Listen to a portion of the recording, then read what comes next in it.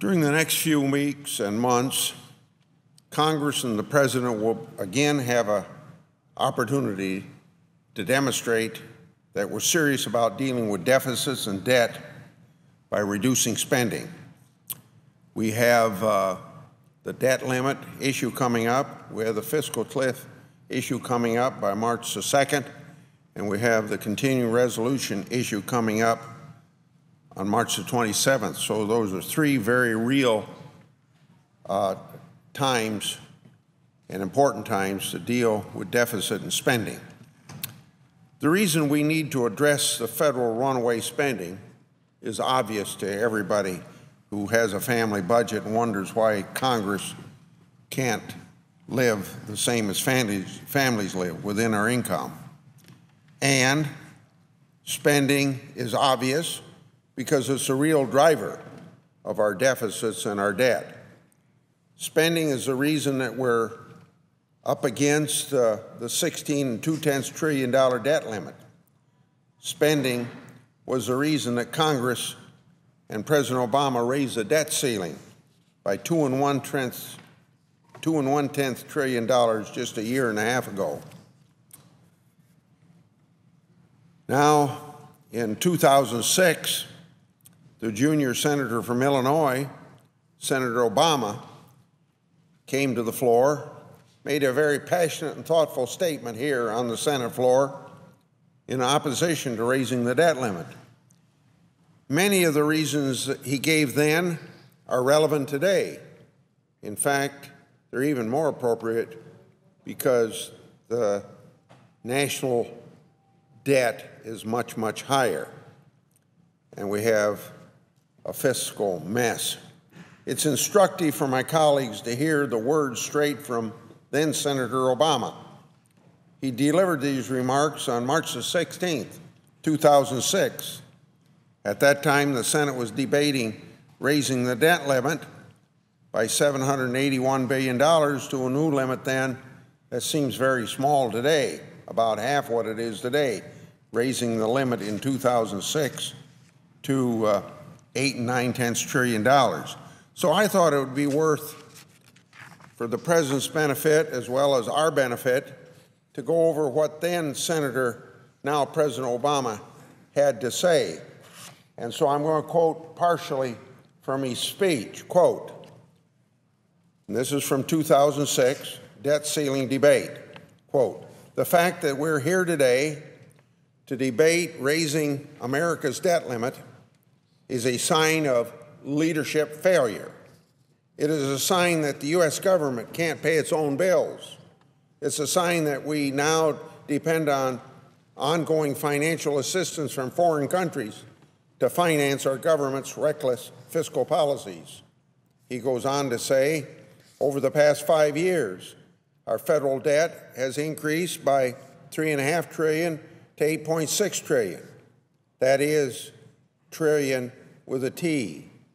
That is money that we have borrowed from Social Security Trust Fund, borrowed from China and Japan, borrowed from the American taxpayers. Over the next 5 years, between now and 2011, the President's budget will increase the debt by almost $3.5 trillion. Continuing to quote from Senator Obama, 2006, numbers that large are sometimes hard to understand. Some people may wonder why they matter. Here's why. This year, the federal government will spend $220 billion on interest. That is more money to pay interest on our national debt than we'll spend on Medicaid and the state children's health insurance program. That is more money than we pay interest on our debt this year than we will spend on education, homeland security, transportation, and veterans benefits combined. It's more in 1 year than we're likely to spend to rebuild the devastated Gulf Coast in a way that honors the best of America. And the cost of our debt is one of the fastest growing expenses in the federal budget. Senator Obama went on to say this rising debt is a hidden domestic enemy, robbing our cities and states of critical investment in infrastructure like bridges, ports, and levees. robbing our families and our children of critical investment in education, health care reform, robbing our seniors of retirement and health security they have counted on. Every dollar we pay in interest is a dollar that is not going to reinvestment in America's priorities. Instead, interest payments are a significant tax on all Americans, a debt tax that Washington doesn't want to talk about. If Washington were serious about honest tax relief in this country, we would see an effort to reduce our national debt by returning to responsible fiscal policies. So what he said in 2006 is still very much true today, only a worse situation. And we're in a situation where he is now President of the United States, and through his leadership, something can be done about it. I want to continue to quote him by saying, and this is what he said in 2006, "Our debt also matters internationally. My friend, the ranking member of the Senate Budget Committee, likes to remind us that it took 42 presidents, 224 years to run up only $1 trillion of foreign-held debt. This administration did more than that in just 5 years." This administration that he refers to was the Bush administration at that time, and he was legitimately finding fault with that. "Now there is nothing wrong with borrowing from foreign countries," he went on to say, "but we must remember that the more we depend on foreign nations to lend us money, the more our economic security is tied to the whims of foreign leaders whose interests might not be aligned with ours. Increasing America's debt weakens us domestically and internationally. Leadership means that the buck stops here. Instead, Washington is shifting the burden of bad choices today onto the backs of our children and grandchildren. America has a debt problem and a failure of leadership. America deserves better." That's what Senator Obama said in 2006. That pretty much applies today as well.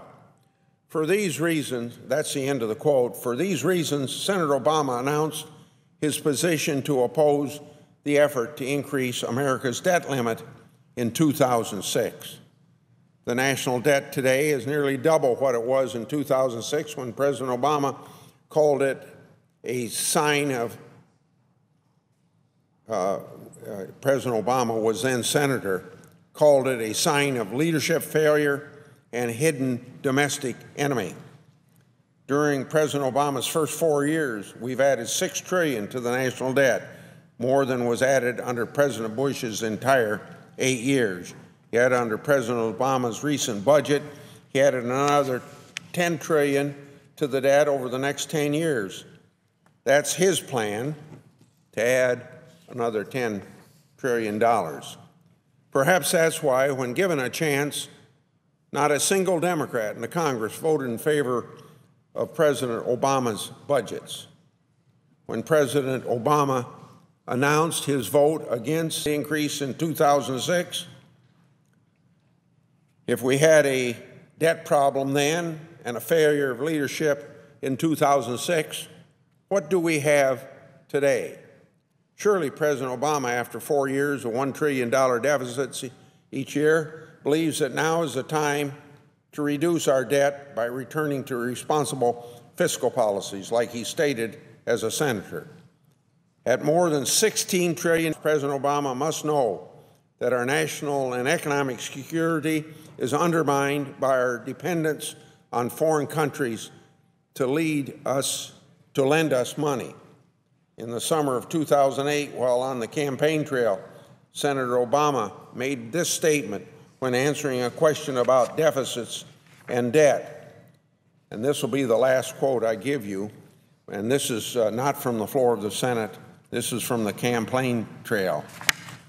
He was asked about deficits and debt. Quote, "The problem is that the way Bush has done it over the last 8 years is to take out credit card from the Bank of China in the name of our children, driving up our national debt from $5 trillion for the first for the first 42 presidents.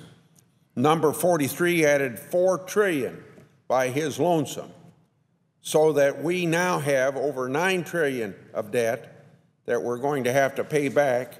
That's $30,000 for every man, woman, and child. He ended by saying, that's irresponsible and it's unpatriotic. Remember, he made these statements when annual deficits were a couple $100 billion per year rather than the $1 trillion plus deficits of each of the past 4 years. He made these statements when our national debt was $8 to $9 trillion rather than today's $16 trillion. That's close to $50,000 for every man, woman, and child, not the $30,000 when he spoke to us in 2006. So it's time for the president to acknowledge what he realized in 2006, that we have a spending problem, and when he voted against increasing the debt limit. Earlier this month, the president got his campaign wish to raise taxes on the so-called wealthy, even though— The senator's time has expired. One additional minute, 30 seconds to be exact. Without objection. Earlier this month, the president got his campaign wish to raise taxes on the so-called wealthy, even though it'll do next to nothing to reduce deficits. But that's done. Now it's time to focus on the real driver of our deficits and debt, runaway federal spending. I look forward to working with my colleagues and hopefully with President Obama over the next few months to finally take action to get our fiscal house in order. Leadership means the buck stops with him. It's time to stop shifting the burden of bad choices today onto the backs of our children and grandchildren. It's what America has deserved, and with presidential leadership, it can be accomplished. I yield the floor.